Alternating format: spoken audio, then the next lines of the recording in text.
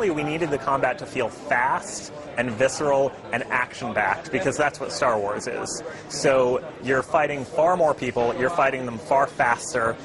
Everything is synchronized combat, like the original Knights of the Old Republic. A lot of games are still doing we're going to have two people stand in front of each other and play our separate animations.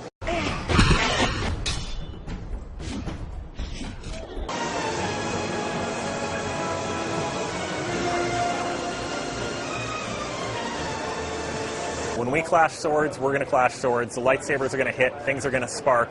We know where everybody is, so everything feels a lot more like an actual action game.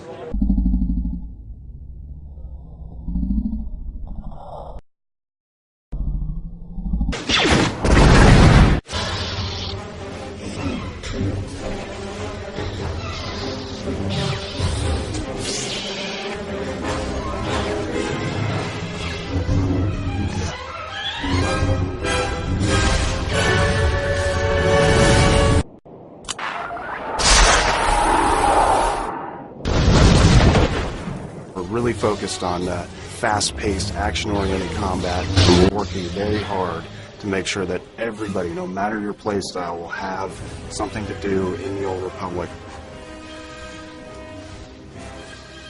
In the combat, and something that you saw when you played the game, combat, we approached it.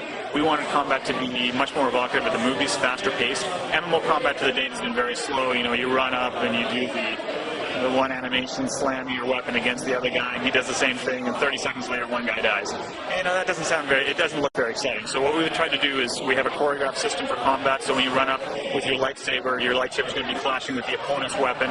You're going to be doing lots of interesting and very visually interesting abilities. It's going to be faster paced, like you kill a guy in like 5 seconds instead of 30. We also have systems like cover, so that when people with blasters, they can take cover behind objects. So here you're looking at our first ever cover mechanic in an MMO. You can see there are some green indicators in the world which tell the player where they can take cover, and you can see that our player character is able to switch between cover points as well as they fire upon the enemy. You may also notice that there's a green indicator above their enemy's head that tells us that we have a defensive bonus against that enemy.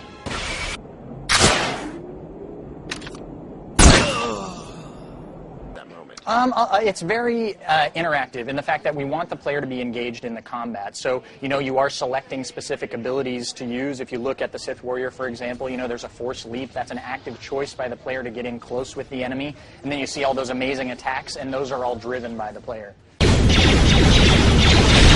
Notice that we got some dark side points based on our decision to kill the captain. If you have played Knights of the Old Republic or previous Bioware games, you know this can have an impact on your character and their abilities as well.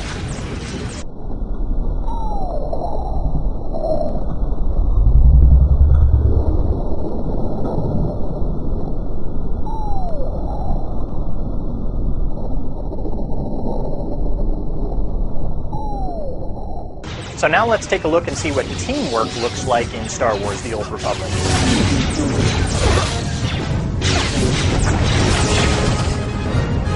So for those of you that have ever dreamed of mowing down Republic troopers by the scores as Darth Vader and Boba Fett, this is your chance. Blast them! And there you see that force charge again, the warrior's ability to be able to close gaps quickly and get in close with the enemy.